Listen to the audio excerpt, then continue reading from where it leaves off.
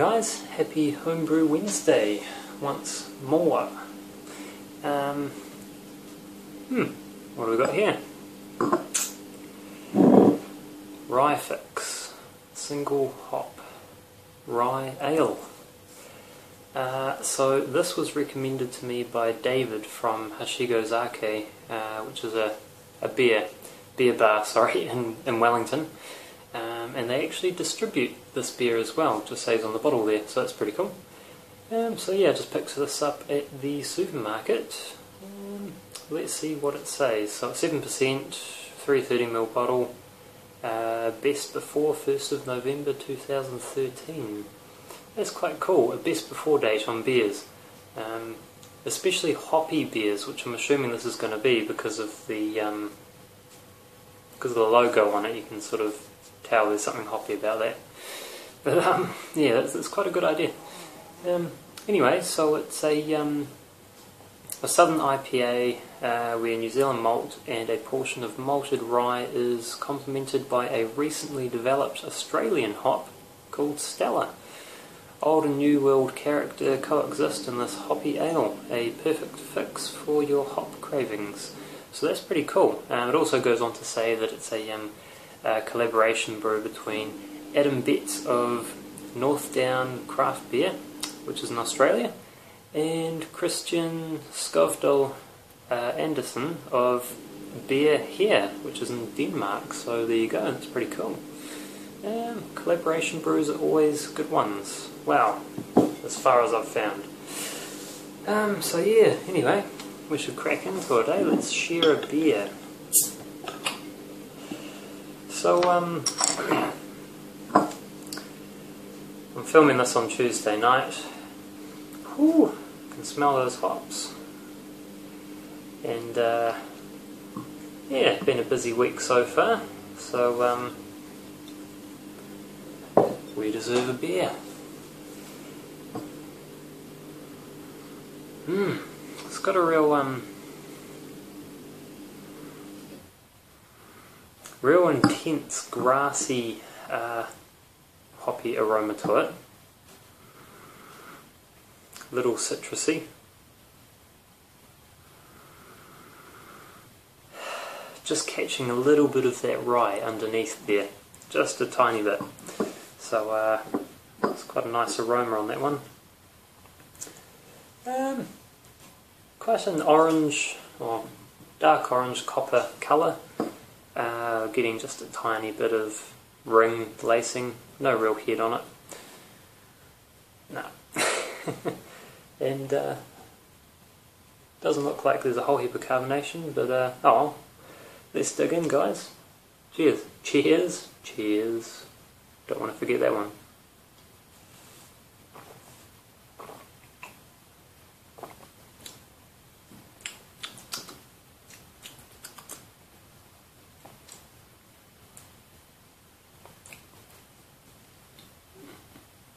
That's good.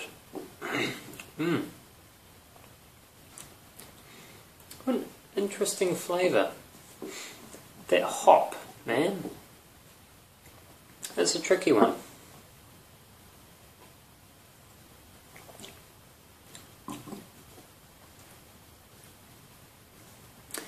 It appears to have this really nice crisp bitterness to it.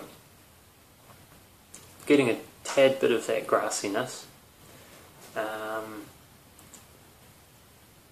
But the hop doesn't have a real big flavour to it, like it's just... Yeah, I don't know, it's tricky. It's a new hop, I guess, so I'm not used to it. But it's sitting there at the front, not doing a whole heap. Bitterness is there, it's nice. Seems to do the trick. I would say it's probably... That hop's probably more suited to like lagers and pilsners, I'd say. It just has a really nice crisp bitterness to it, and just a real nice sort of mellow flavour that really doesn't take over too much. The body on the beer is it's light to medium. It's not in your face or anything.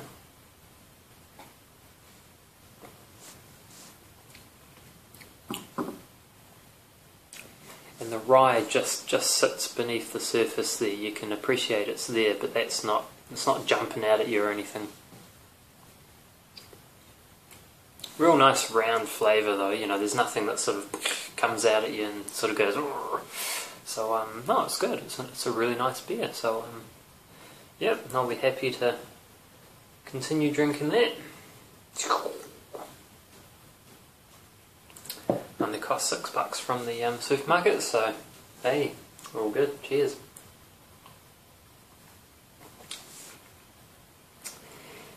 Anyway, you probably don't want to watch me drink beer. That's really unfair to you guys, although it's good for me. Anyway, I what was it called? There's a plastics company called, what was it, Stowers or Stowers, and they've got a website called plastic.co.nz and stowers.co.nz. Goes to the same place. There's a redirection there, and Paul Wicksteed, Time for Another One, he gave me a heads up on this website, this company, and said, hey, check this place out for fermentation, fermenters. So I went on the site, had a look around, and wow, you know, they actually do have quite a few fermenters. You know, there's like plastic scoops, spoons, other sort of buckets, food grade stuff, funnels, just you name it, all the plastic things you can think of, and you know, but not limited to even utensils. It just goes on. So I went on there and just found all these cool things, and yeah, primarily I was there for the fermenters, so I looked those up. I found there was like a 10, 20, 25, 30, 50, 60. It just went up. I think there was like a 200 or 300 litre plastic container, not necessarily for fermentation, but just like a food grade, you know, a big giant thing. I was like, far out, that'd be awesome.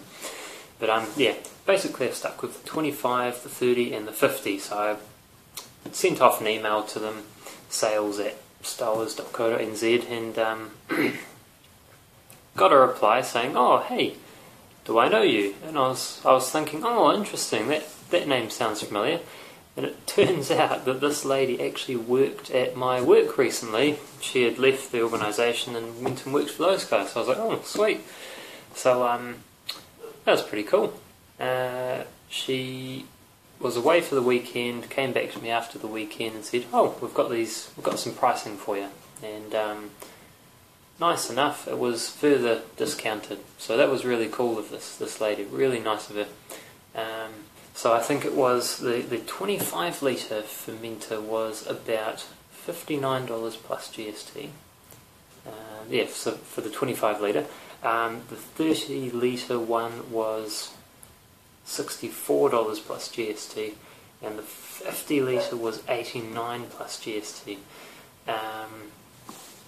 The thing is, yeah, I was thinking of getting two 50 litre fermentation buckets, and you know, with the screw-on lid and all that, proper ones, and for 89 plus GST each, I was just sort of thinking, probably not gonna hit my price range there.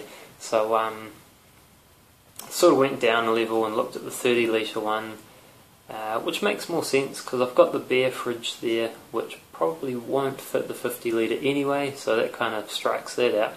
The 30 litre one at 64 plus GST was still up there, you know, because I've then got to get it shipped, which probably doesn't come from very far away, but still, you know, that's two big things getting shipped around the country. So I thought I'd leave it really, but you know, letting you guys know, you can go to this website and I'll find it and I'll put a comment down there. Just so you can click and have a look around. You might find some stuff you like. I believe they do discount when you start to increase the number of the products that you're buying, just like any sort of wholesaler really. So they do encourage you to buy more than just one or two things. I think that's where you save your money. So for me, all I wanted was just one or two. So yeah, but yeah. Anyway, so I sent an email back and said, oh hey, you know, pricing's a bit up there. I'm going to shop around a bit more. Plus, I've seen something else somewhere for a similar price at better value anyway. So she sent a message back and said, no worries. Basically, that's not our main business, so we're not all that competitive. So fair enough. But up to you guys. Have a look down there. Click on it. Go check it out. See what you reckon. But yeah, what I was thinking, because I saw a Liquor King, was it Liquor King? Yeah, one of the booze shops. A pamphlet came in the mail, and I was flicking through, going, oh yeah, you know, look at all this expensive alcohol. Like shit, we brew our own, you know.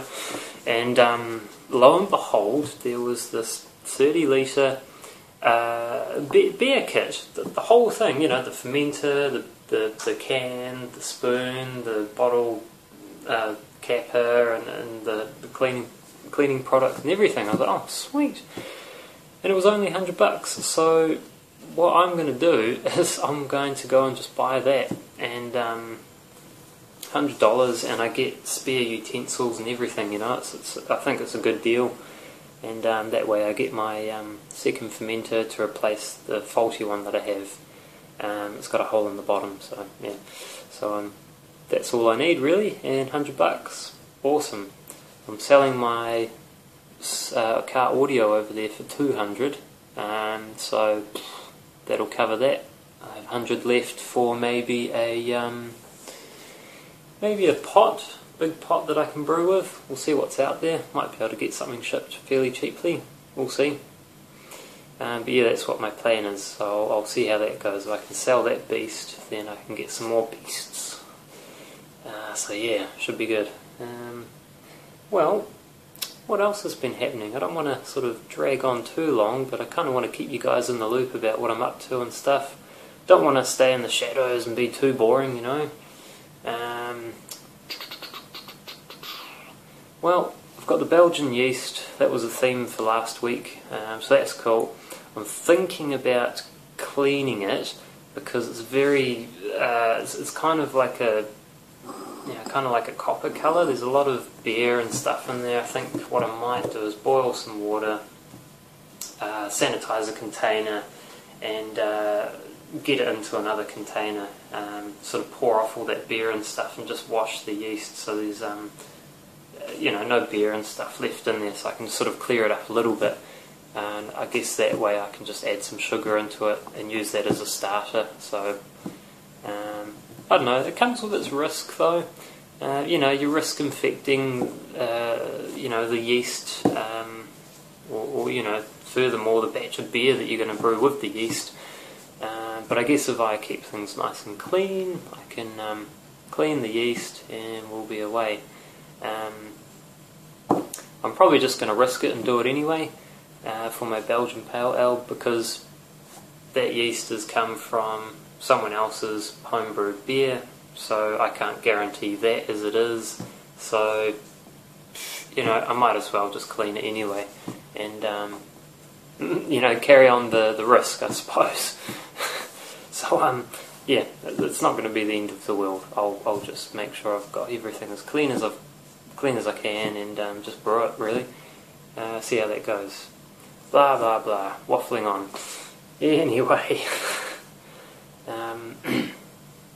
I was talking to a guy at work, actually, just recently. He has got a birthday coming up in August or something like that, and he's going to Hawaii. And he is after one of the later, or the newest GoPros, which is a camera, and I did a video on that. It'll be way back, over a year ago, in my video archives. Awesome sports camera. So he's going to go over and maybe get one of those, and I might have the opportunity to buy his old one off him, which is the GoPro Hero HD version. Yeah, that's the one.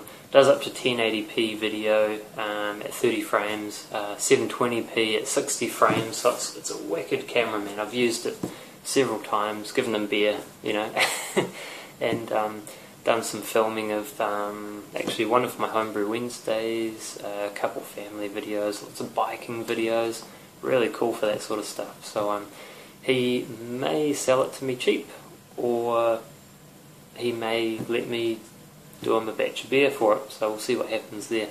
Could be nice and fun, and yeah, get a really, really high quality sports camera out of it. Even though it's several years old and it's not the newest, latest model, it is a freaking good camera, and I recommend to you guys, if you are into sports and stuff like that, if you want to film your sports, then look at the GoPro. It's really good. There are other cameras out there, which to be fair I haven't really played around with, so I can't be 100% accurate, but I reckon the GoPro is probably one of the best, so there you have it.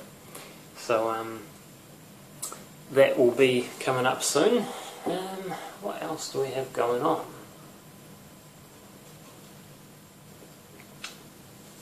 Well, the house hunting is coming along. We actually put an offer in on a place. We offered pretty low to start off with, knowing that they'll probably turn us down and maybe bring their price down slightly to encourage us to, edge upwards. And the buggers didn't, man. They stuck at their price. They didn't budge at all. We thought, oh, okay, let's offer a bit more. In fact, we offered up to our threshold and thought, yep, sweet, let's see if we get the house. And they still didn't budge, so we pulled out. So we're not getting this house. So we're still looking, which is fine because there's so many available, man. There's heaps. I mean, we're still going to open homes, calling real estate agents and saying, hey, we want to check out this place. Can you come and let us in, sort of thing. So yeah, not all is lost. We're pottering along. In fact, we've even found a place.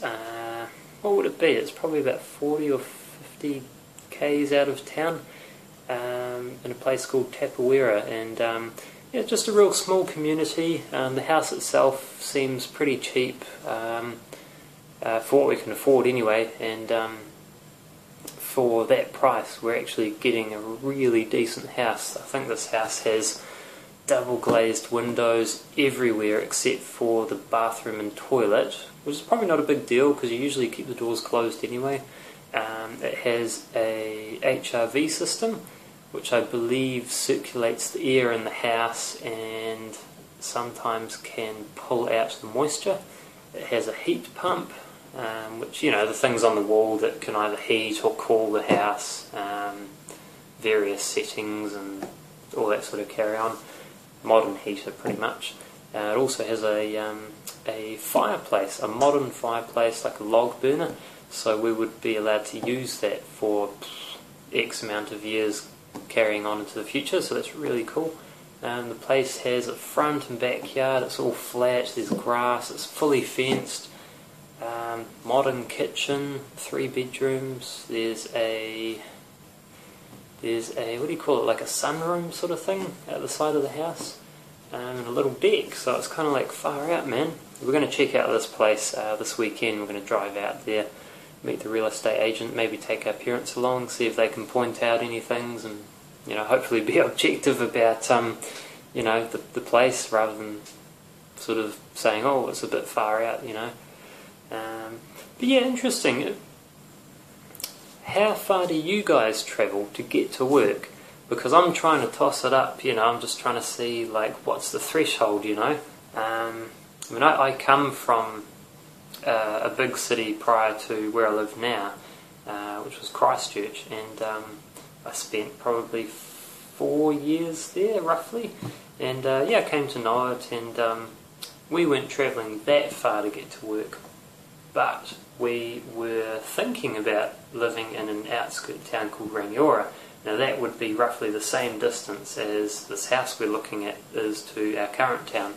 So I'm thinking about that. It's probably not all that bad, really. It's just a different setting, really. It's just sort of a 100k zone through the hills and forests, rather than just driving down the street into the city. So yeah, interesting to know, to see how you guys fare with getting to work. Do you drive? How far do you have to go? Do you get to park at work? Luckily for me, I do, so that's a bonus, that's lucky. And yeah, you know, is it a case of getting up really early to get to work? I guess if we lived in this house that we're looking at, yeah, I'd probably have to get up slightly earlier and get a move on, you know. But yeah, tell me what you think. Could be a good little topic, especially helpful for me, who I'm, you know, looking for a place and don't want to sort of go too far out, but sort of want to go far out enough that it's not going to be expensive. So yeah, let me know what you reckon. And I should probably conclude my Homebrew Wednesday. Oh man, I don't want to waffle on too long. So yeah, let's see everyone's videos and keep it real, guys. Drink awesome beer. Cheers. Happy Homebrew Wednesday.